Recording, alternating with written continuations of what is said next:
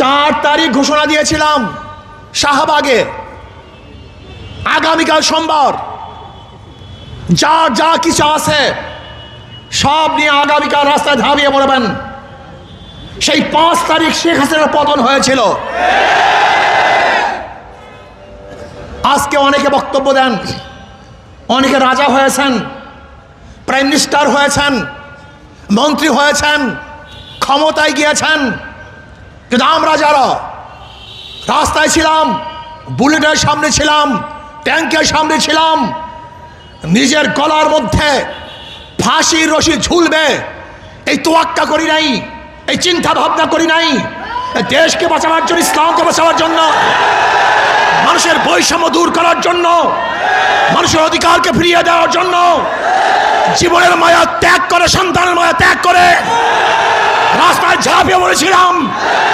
আজকে বাংলাদেশের জনগণের সাথে গাদ্দারি করবেন, গ্যাসের দাম বাড়াবেন, তৈলের দাম বাড়াবেন, মানুষকে খুন করবেন, হত্যা করবেন, বাংলাদেশের মানুষ সহ্য করবেন ইনশাআল্লাহ।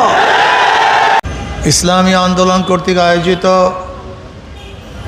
আজকে সমাবেশের সম্মানিত সভাপতি, শ্রদ্ধাভাজন ওলামায়ে কেরাম, সর্বস্তরের ইসলাম প্রিয় দেশপ্রেমিক ভাইয়ের আমার, জুলাই বিপ্লব কি, কেন হয়েছিল আপনারা তো অনেকেই জানেন। বৈষম্য বিরোধী আন্দোলনের মাধ্যমে জুলাই বিপ্লবের সূচনা হয়েছিল।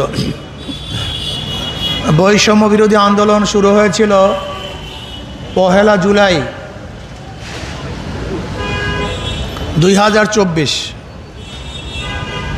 5 জুলাই 2024 এখানে বসে ঠিক এই স্টেজেই আমরা সেই বৈষম্য বিরোধী আন্দোলনে সংহতি ঘোষণা করেছিলাম। আমরা এর পরের থেকে অনবরত এমন কোনো সমাবেশ নাই, এমন কোনো দিন নাই যেই দিনগুলিতে জুলাইয়ের পক্ষে, এই আন্দোলনের পক্ষে, বৈষম্য বিরোধী আন্দোলনের পক্ষে কথা বলি নাই। এরকম মনে হয় একটা জনসমাবেশ, একটা সেমিনার, একটা সিম্পোজিয়াম আমার সামনে থেকে অতিবাহিত হয়নি। আন্দোলন সংগ্রাম করেছি। সবচেয়ে মজার ব্যাপার হলো এই আন্দোলন সাকসেস হওয়ার পরে সব দলই দাবি করে এর পিছনে মাস্টার মাইন্ড ছিলাম আমরা। কেউ বলে অমুকে, কেউ বলে অমুকে, কেউ বলে অমুকে। কিন্তু মজার ব্যাপার হলো যাদের কথা বলা হয় জুলাইয়ের আন্দোলনে এদের একটা বিবৃতিও ছিল না, একটা বক্তব্যও ছিল না, অংশগ্রহণও ছিল না। যদি বলেন বিএনপি, তারেক সাহেব তো দেশেই ছিলেন না। ফখরুল সাহেব কি বলেছেন, এই আন্দোলন আমাদের না। এমনকি কোনো লিডাররা সামনে ছিল, একটা ছবি আমাকে দেখান, বিএনপির কোনো এক লিডার এই আন্দোলনের সামনে ছিল, সম্মুখে ছিল, একজন দেখান আমাকে। না বিএনপির ছিল, না ছাত্র দলের ছিল। আবার শুনলাম জামাত বলে যে আন্দোলনের মাস্টার মাইন্ড আমরা। আমি তো মনে করি জুলাই বিপ্লবের আগে শফিক সাহেবকে এদেশের মানুষ ভালো মতো চিনতই না। এইটাই বাস্তবতা। ওনাকে ভালো মতো চিনতেন না, উনি বের হতে পারতেন না। আমাকে দেখাতে পারবেন না জামাতের কোনো লিডার কোনো মিছিলের সম্মুখে ছিল, আন্দোলনের সম্মুখে ছিল, এমনকি শিবিরের কেউ সামনে ছিল। একটা ছবি আমাকে দেখান। যদি আন্দোলন সাকসেস না হইতো তাহলে তাদের বের হওয়ার হাজারো পথ ছিল। আওয়ামী লীগকে বলতো এর সাথে আমরা সম্পৃক্ত না, আমরা আপনাদের পক্ষে ছিলাম, আমরা আন্দোলনে ছিলাম না। শুধু কি তাই, আজকে জুলাই বিপ্লব নিয়ে অনেকে বহু সুন্দর বক্তব্য দেন, অথচ আমরা দেখেছি 3 তারিখ 4 তারিখ আওয়ামী লীগের সাথে তারা বৈঠক করেছে। সেই ছবি আমাদের কাছে আছে। ইসলামী আন্দোলন বাংলাদেশে একমাত্র রাজনৈতিক দল যারা গোপনে কারোর সাথে হাতাহাত করে বা গোপনে কারোর সাথে কন্ট্যাক্ট করে আন্দোলন করে নাই, তারা রাজপথে সশরীরে উপস্থিত হয়ে আন্দোলন করেছে। সবার বাঁচার পথ ছিল, কিন্তু আমাদের বাঁচার কোনো পথ ছিল না। আপনারা বলেন কি বাঁচার পথ ছিল? আপনি দেখুন তখনকার জমানার আওয়ামী লীগের বিরুদ্ধে আমি যে বক্তৃতা করেছি, সেই বক্তৃতা দেখলে শুনেন, আমরা স্পষ্ট বলেছিলাম আমাদের ফয়সালা হবে রাজপথে, এসি রুমে আমাদের কোনো ফয়সালা হবে না। আমরা বলেছিলাম দাবি এক, দাওয়া এক, শেখ হাসিনার পতনের বাইরে আমরা কোনো দাবিও তুলতে চাই না, কোনো বক্তব্য দিতে চাই না। আমাদের শুধু দাবি হবে শেখ হাসিনার পতন, তার বিদায়। 4 তারিখ ঘোষণা দিয়েছিলাম, 4 তারিখ ঘোষণা দিয়েছিলাম শাহবাগে, আগামীকাল সোমবার যা কিছু আছে সব নিয়ে আগামীকাল রাস্তায় ঝাঁপিয়ে পড়বেন। সেই 5 তারিখ শেখ হাসিনার পতন হয়েছিল। আজকে অনেকে বক্তব্য দেন, অনেকে রাজা হয়েছেন, প্রাইম মিনিস্টার হয়েছেন, মন্ত্রী হয়েছেন, ক্ষমতায় গিয়েছেন, কিন্তু আমরা যারা রাস্তায় ছিলাম, বুলেটের সামনে ছিলাম, ট্যাঙ্কের সামনে ছিলাম, নিজের গলার মধ্যে ফাঁসির রশি ঝুলবে এই তোয়াক্কা করি নাই, এই চিন্তা ভাবনা করি নাই। দেশকে বাঁচাবার জন্য, ইসলামকে বাঁচাবার জন্য, মানুষের বৈষম্য দূর করার জন্য, মানুষের অধিকারকে ফিরিয়ে দেওয়ার জন্য জীবনের মায়া ত্যাগ করে, সন্তানের মায়া ত্যাগ করে রাস্তায় ঝাঁপিয়ে পড়েছিলাম। আজকে বাংলাদেশের জনগণের গ্রেফতারি করবেন, গ্যাসের দাম বাড়াবেন, তৈলের দাম বাড়াবেন, মানুষকে খুন করবেন, হত্যা করবেন, বাংলাদেশের মানুষ সহ্য করবেন ইনশাআল্লাহ।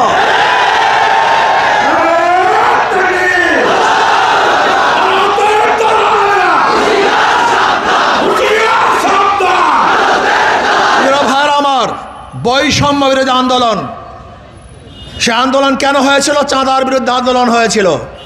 কিসের বিরুদ্ধে? যেন বাংলাদেশে কোনো চাঁদাবাজি না থাকে। আন্দোলন কেন হয়েছিল? ঘুষের বিরুদ্ধে আন্দোলন হয়েছিল, বাংলাদেশ যেন ঘুষ মুক্ত দেশ হয়।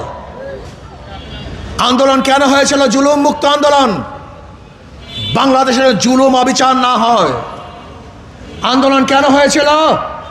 ধর্ষণ মুক্ত বাংলাদেশ করার জন্য আন্দোলন হয়েছিল। আন্দোলন কেন হয়েছিল? গ্যাসের দাম কমাবার জন্য, তৈলের দাম কমাবার জন্য, মানুষের নিত্য প্রয়োজনীয় দ্রব্যমূল্যের দাম নিয়ন্ত্রণে থাকার জন্য আন্দোলন হয়েছিল। কিন্তু আজকে কি দেখেছি? বিএনপি সরকার আসার পরই জানি না সাংবাদিকরা কতবার রিপোর্ট করেছেন, এতবার তৈলের দাম বেড়েছে, গ্যাসের দাম বেড়েছে, বিদ্যুতের মূল্য বেড়েছে। এখন নাকি বিদ্যুৎ হলো হোমিওপ্যাথিক ডোজের মতো, বিদ্যুৎ মাঝে মাঝে আসে, মাঝে মাঝে চলে যায়। বিদ্যুতের অবস্থা এরকম, বিদ্যুৎ বিল ব্যবহার যা করবেন তার ডাবল আসবে।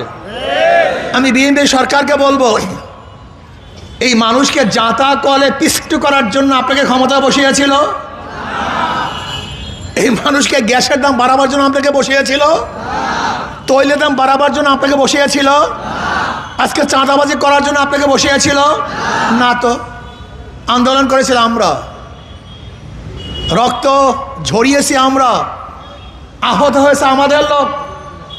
ইসলামী আন্দোলনের, ছাত্র আন্দোলনের বহু মানুষ শহীদ হয়েছে। জীবনের মায়া ত্যাগ করে রাষ্ট্রকে তামির করার জন্য, গঠন করার জন্য, মেরামত করার জন্য হাজারো নিষ্পাপ সন্তানেরা, ছাত্ররা এই দেশকে তামির করার জন্য, মেরামত করার জন্য ঝাঁপিয়ে পড়েছিল। কিন্তু আজকে আবার কি দেখেছি? আবারও মারামারি।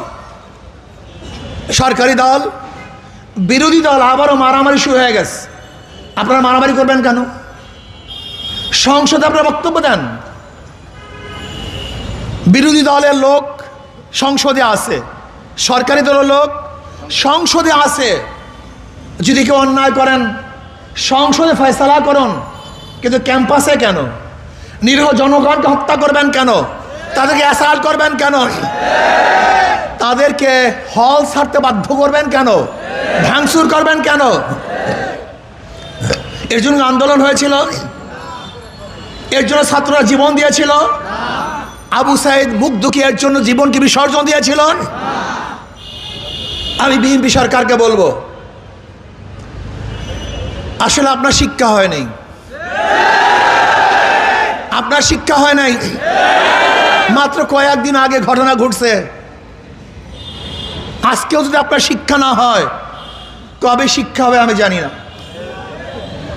কবে আপনি রাষ্ট্র চালাতে পারবেন আমি জানি না। শোনেন, মিঠা কথায় পেট ভরে না। ওই নরম নরম কথা বলবেন আর গ্যাসের দাম বাড়াবেন, নরম নরম কথা বলবেন, মধুর মধুর কথা বলবেন আর তৈলের দাম বাড়াবেন, বিদ্যুতের দাম বাড়াবেন। বাংলাদেশের জনগণ নীরব আছে, কিন্তু এই নীরবতা যখন ভাঙবে আবার গর্জে উঠবে, ওই বিগত সরকারের মতো আপনাকেও এদেশ থেকে পালাতে বাধ্য করবে ইনশাআল্লাহ।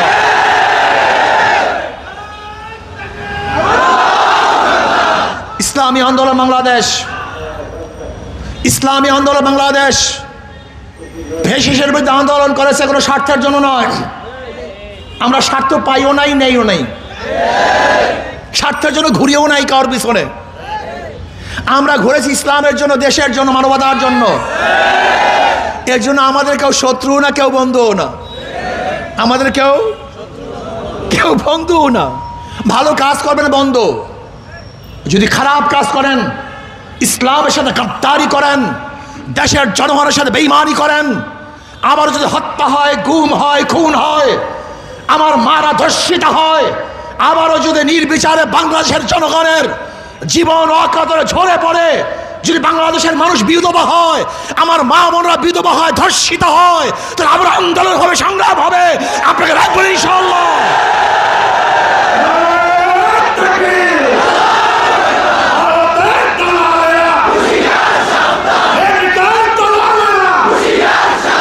গ্যাসের দাম কমাতে হবে, গ্যাসের দাম কমাতে হবে, গ্যাসের দাম, বিদ্যুৎ বিল, তৈলের দাম, নিত্য প্রয়োজনীয় দ্রব্যের দাম নিয়ন্ত্রণে রাখতে হবে।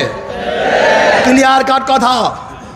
আমার গরিবদের অধিকারকে ফিরিয়ে দিতে হবে, মজদুরদের অধিকারকে ফিরিয়ে দিতে হবে, ছাত্রদের অধিকারকে ফিরিয়ে দিতে হবে, বর্তমানে কর্মচারীর অধিকারকে ফিরিয়ে দিতে হবে। বাংলাদেশের কোনো মানুষ আর জুলুমের শিকার হোক, এইটা আমরা চাই না।